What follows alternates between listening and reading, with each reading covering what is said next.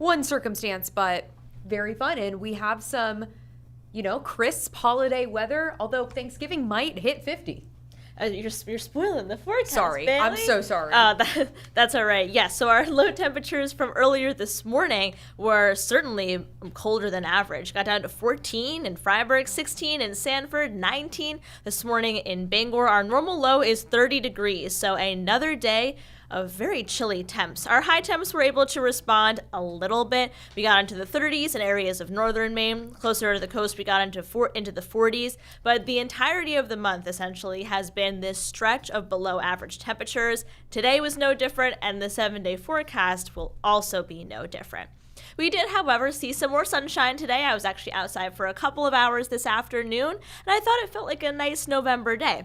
At this point, we have started to see a little bit of an increase in cloud cover, and that means our overnight low temperatures tonight are not going to be quite as cold. We'll still be dropping down into the 20s. It'll still be below average for this time of year. Some of us might get down into the teens, but most of us will be warmer than we've been the past 2 nights at least. So a continued increase in cloud cover overnight.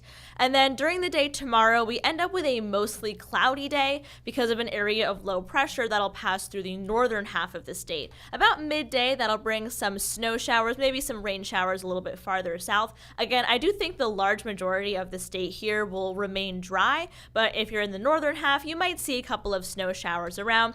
Overall precipitation totals are going to be pretty low there.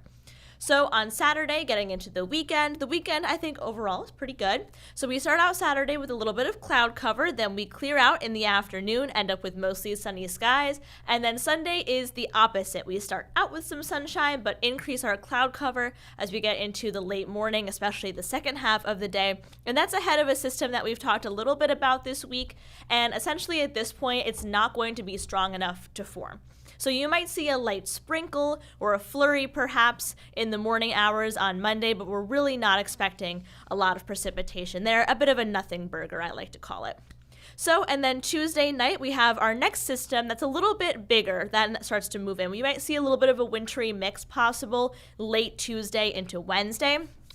Wednesday, obviously, a very big travel day, the day before Thanksgiving. Right now, it looks like we might have some rain that'll be moving through during the day Wednesday, but a big question here is how long is that front going to linger?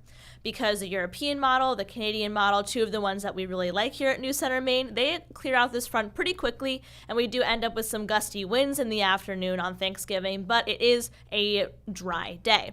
The GFS model, however, does not agree at all. It really slows the front down by about 12 to 18 hours, and we end up with a rainy Thanksgiving. So certainly something to keep in mind there. Right now, I'm trending towards the drier solution, but it is something to keep in mind as we go into the weekend and into our holiday week. Marine forecast sees 2 to 3 feet, wind gusts up to 25 knots.